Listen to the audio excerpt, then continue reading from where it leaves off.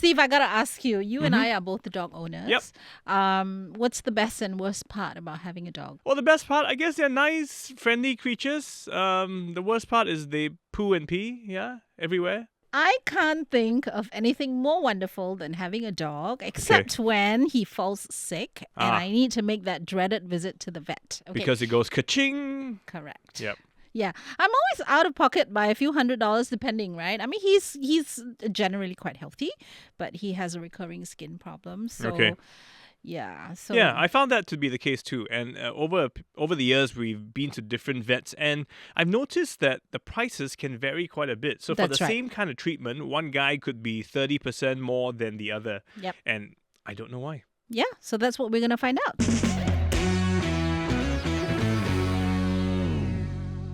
We did a quick comparison of about 6 clinics and prices are pretty wide.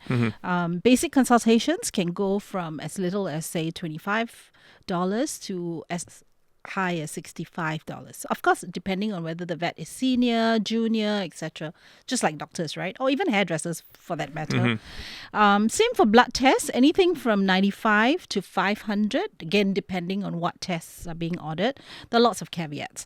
Okay, so we understand that there's transparency in showing the prices, but is there transparency in how they are set? Maybe I'll explain from my point of view how we set prices, and then I can sort of give an example and see how others do it possibly. So for us, I don't like to charge more for the medication because I feel like if medications are required, they should be charged a fair amount so that everyone can afford it and people wouldn't be like, oh, I can't afford this medication. But what do you mean by charge more? Like we get medications from suppliers and then, usually people double the price and things like that. But then some of the cost price of these medications are really expensive because of, the economy of scale. So like many of the clinics, they run it alone, right? Yep. So they can't order so many, like the stock is not so high. So then, it's quite expensive for medications. So then when we charge it to owners, if we just double the price, a lot of the medications may be unaffordable. So then what my husband and I do, we actually look at the kind of medication and how much we're being charged by the suppliers. And then from there, we decide what's a fair price to pay for this medication and is it a long-term medication. So your markup is lower. Maybe if it costs $10, you charge them $12 for it. Yes, possibly. Instead of $20. Yes, precisely. I see. Okay.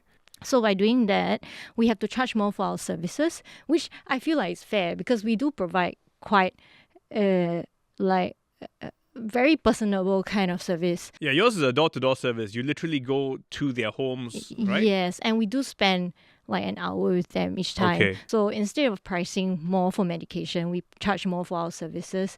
And then, to some people it could be expensive, but I feel like this is what I feel like we are. Okay, so your theory is you're charging more for the personalized service and less for the actual medication. Yes. And when you say more, are you 50% more, 80% more than some other vets? At the moment, we charge $180 for our consultation. Okay. But that includes me going there. Yes. So then a lot of people think that it's worthwhile because they don't have to get a pet transport. They can go all the way there. Yeah, you don't have to wait. So that's how we think we are priced. And I guess for your case, because in that same duration, you're seeing that one customer. If you were at the clinic, you may have seen 2 or 3 or 4. I think many more. Many more. Okay. So then you were saying that some of the clinics actually price themselves like a lot lower, and then there are those that price a bit higher. I think that may have to do with the time spent on each patient. So each clinic has their own policy. So then you'll be like, oh, do we spend 15 minutes per patient or do we spend like 30 minutes to an hour? So depending on the kind of clinic they want to be, then they will price it accordingly. So yours is a little bit different in the business sense of the word, right? I mean, your setup costs, etc., is very different from a clinic. Yes. Which has to deal with rental, which has to deal with equipment, which has to deal with staff, etc. Right? So maybe Dr. Chee, you want to, weigh in on how do you guys see this? Like as AVS, what are some of the key things that you look for when it comes to vets? Maybe I would start off by explaining where AVS comes from. So our mandate is to safeguard animal health and animal welfare. And in order to safeguard that, we regulate the vet sector in the sense that we ensure that certain standards of care and veterinary professionalism are met. Okay. And as part of that, the setting of prices and determining how much a vet has to charge for services and fees is actually out with beyond the mandate of this. Okay. As Angeline has explained, depending on the circumstances or situation surrounding a specific business entity or clinic, it might have to adjust its pricing structure accordingly. Are you saying, therefore, then the pricing is not regulated? The pricing is actually not regulated. And right now, it's not in the ambit of any government agency, right? Yeah, it's a private kind of so it's basically leaving it to the private sector. But you look at like other professionals as well. They can charge however much they want, right? So if you decide that this price is something you can pay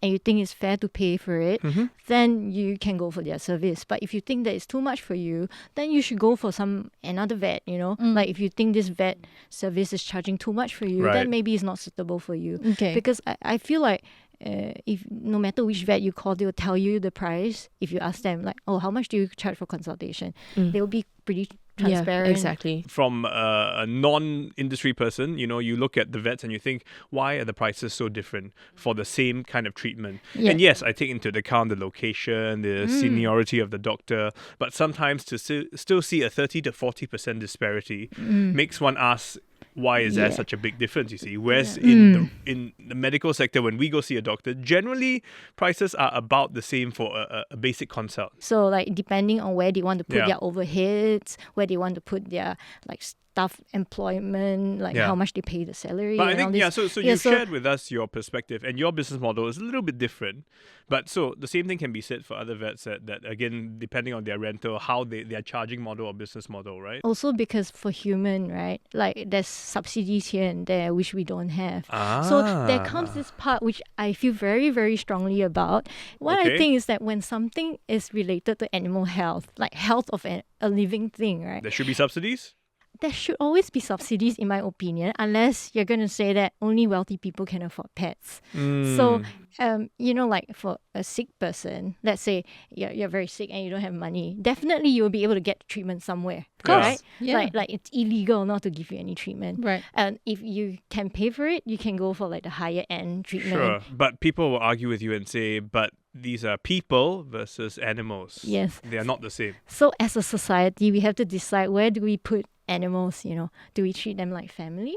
Do we treat them like commodity? Okay. Or do we treat them But like, I think it's an interesting point about It's a subsidies. very interesting point, because that is so we're almost saying that some of our doctors may be able to charge a bit higher or lower because there are subsidies in place to support the differences. See, the other problem is, okay, I can pay, say, something costs me $300-400, etc. I can pay for it. But I don't have any avenue to claim insurance because insurance for pets is quite limited. The claim limits and the age limits, etc. You're right. I cannot use MediSave. Yeah, you can't use your trust card either. I can't use trust card.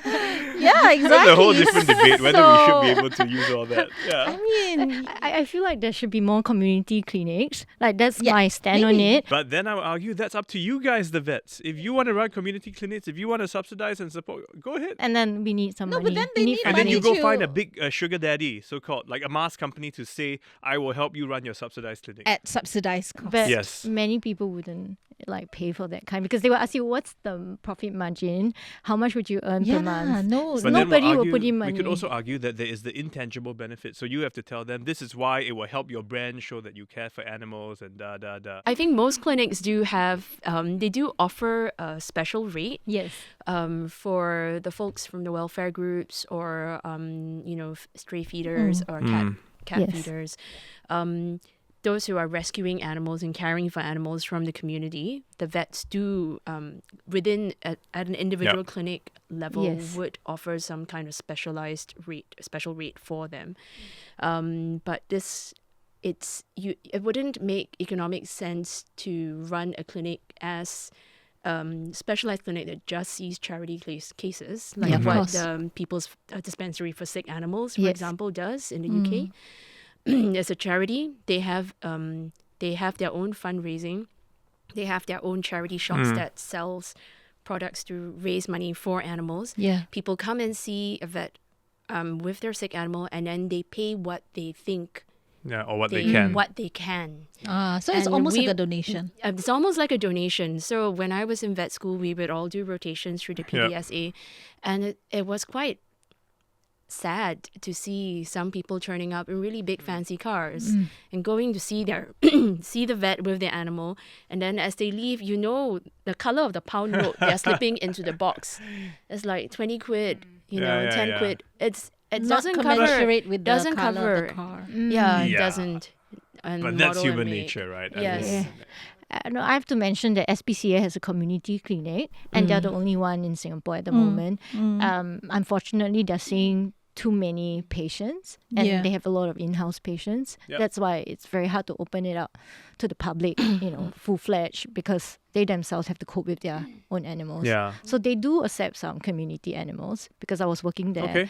at times, and then we do get like people from the community coming in. So so bottom line is regulation may not be ideal because people already have a tier. They know what they can afford. There's choice. It's quite wide. And while there are specialist clinics, there are also like the animal equivalent of a GP clinic, which you would be able to see without paying your specialist fees. Right. So from So what it's a you're saying, question of there are options available, which Yes. means actually everybody who has a pet who needs care can get care, Yes. right? Yes. But this is a worldwide problem. What you are talking about with the hike in price, Yep. insufficient vet, all this is Yeah. worldwide. One vet in US put it very well. What happens is the vet pricing hasn't gone up for many, many years, for decades. Okay. Because people think that vets should be kind. So a lot Right. of vets started being vets because that's like They something love animals. Yeah. Yeah. So they are like, okay, we shall just absorb the cost.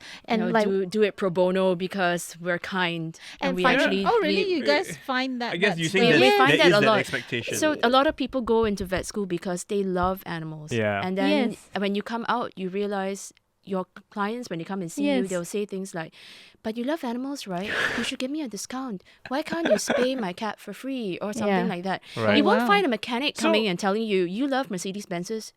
So you should fix my so car fix for my free." car for free, right? Okay, Right. then They say is that. it the pet owner problem in that sense? Is the people who is the wrong people having pets? But like what she said about a lot of vets giving subsidized rates. I know so many vets who ended up taking in animals because people don't have money to keep those animals. Sure. But they do it under the table because if you start letting people know about this, Yeah, they'll yeah. end up with a lot of Be animals flooded outside. with the animals. Yeah. That's so Okay. interesting. Yeah, so I just feel like so angry for them whenever I hear people say that vets are like evil or they're like blah blah blah, because I personally don't do Okay. that much GP work now because I Yeah. started doing this house call thing. Yeah. I don't stay in a clinic, but when I was in the clinic we get this all the time and it gets so frustrating. Like I've been out for like 12-13 years in practice. Yep.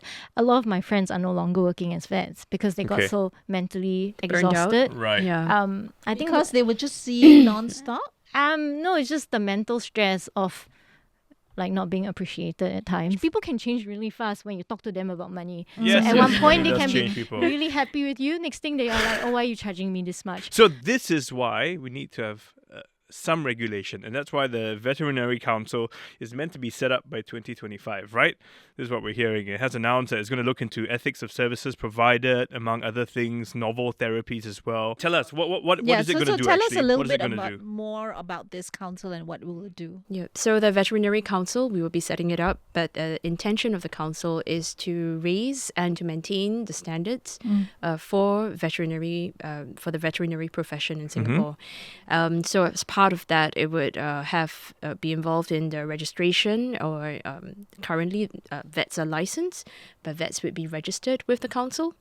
We would also be looking at the registration or regulations for vet paraprofessionals. So currently the nurses and technicians we work with in the clinics are not they're not licensed, but they're a very important part of the care system. So we want to also have the council look into the accreditation of certain schools, the acceptance of certain to state which degrees would be recognized to practice in Singapore. So in essence, creating something similar to what the medical profession in Singapore has. It won't look at pricing. No.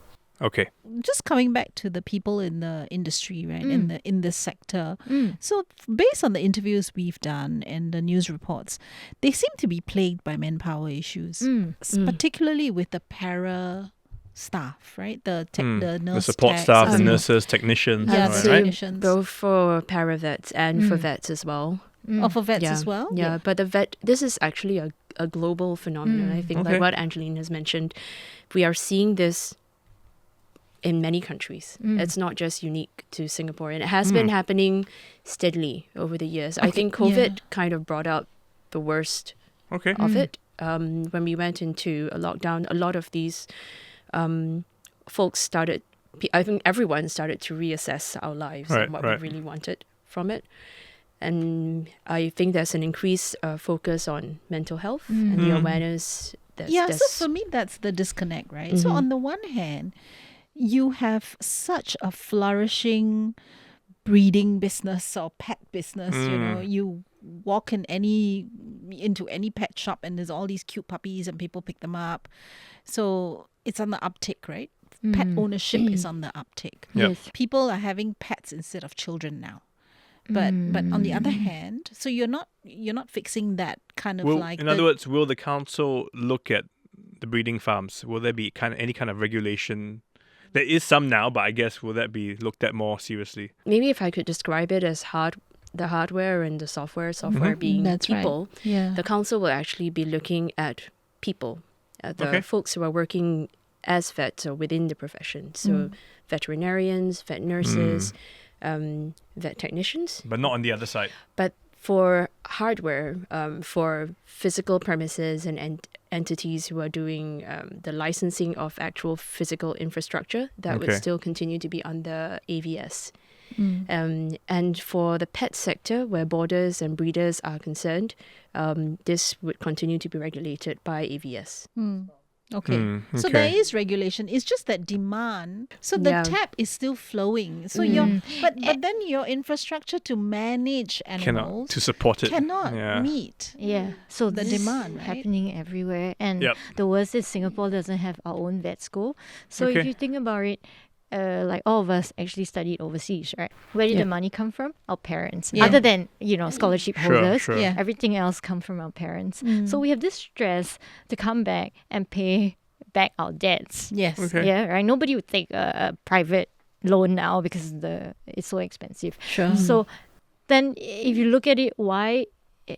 I think there's a huge problem here. So if you see like most of the specialists we have in Singapore, most of them are not locals. They have to go overseas. Yeah, because they have to go overseas for training, right? Yes, because most of the locals can't afford to continue, doing this residency, doing everything. Do you think that offering a degree in Singapore would help? I don't think we can afford to have a vet degree in Singapore because we don't have farms.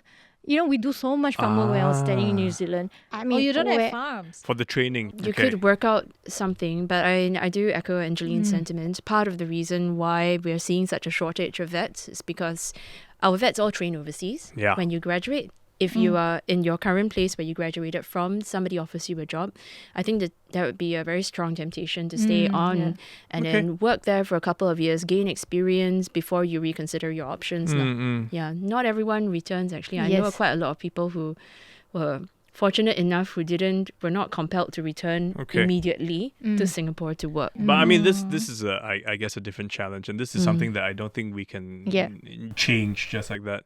But maybe from your point of view, what would be high on your wish list if we could fix something, reevaluate the way we perhaps look at pets, own pets? I mean, what would you like to say? I think I would like to see pet owners think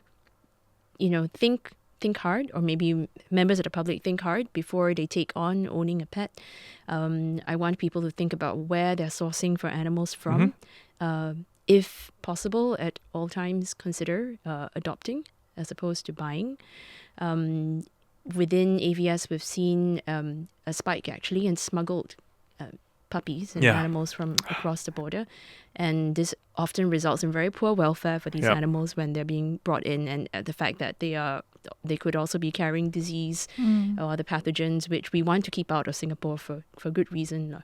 So as far as possible, think if something appears to be too cheap to be true, it probably is. In fact, I think there is a responsible pet ownership course now for. But it's not like you. It's not like you have to. They should make it right. Actually, I think it is. It is mandatory. It is now mandatory before you license your cat. So what's going to happen? People just don't license their animals. So as part of the cat regulatory framework, when you go online to license your cat, you have to complete this online course. Correct. It's Can done you online. fail this course?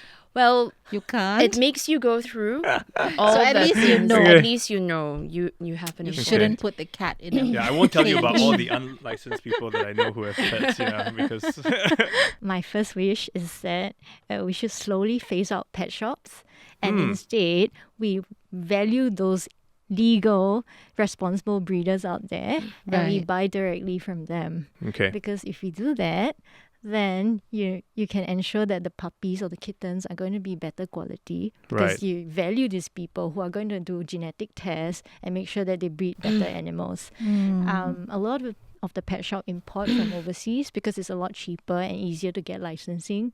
For pet breeding in Singapore is not that easy to get license, right? If I'm I not see. wrong. You have to go to Okay. the farm, blah blah blah. I think we don't find many breeders lah. Yeah. Yeah. So that's- actually, a lot of the pet breeders overseas are not better than ours. Like for Right. example, those pet breeding in Ireland is really bad. You can watch their documentaries. You can go look it up. But and instead of giving the problem to another country, Right. if we license our pet breeders well and we slowly phase out the Okay. middleman, which is the pet shops, I think the industry will improve. Yeah, so a Okay. long-term plan to improve the entire ecosystem. Yeah, but it also starts with us, right? Yeah.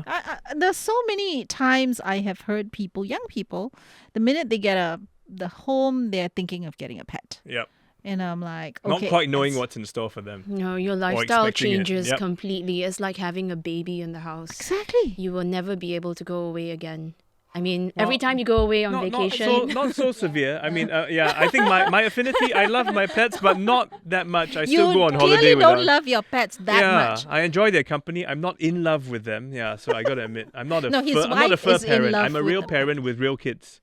So I'll be very But your honest wife about is that. the fur parent. Yeah, more so. Yeah. Well, all of you listening in, I'm sure you will have thoughts. Many of you out there own pets too, so let us know what you think. And this is definitely a good episode. You know why? Because we can say this episode has been vetted. Grown. Vetted Please. not once, but twice, because we've got 2 vets in the house. Yes, exactly. Okay, but getting a pet is a costly affair, so please tread carefully. Thanks to the team, Junaidi Johari, Tiffany Ang, Saya Win, Joanne Chan, and To Yen Yun. Sound mixing is by Ken Delbridge. We'll see you next week. Bye. Remember, double vetted episode.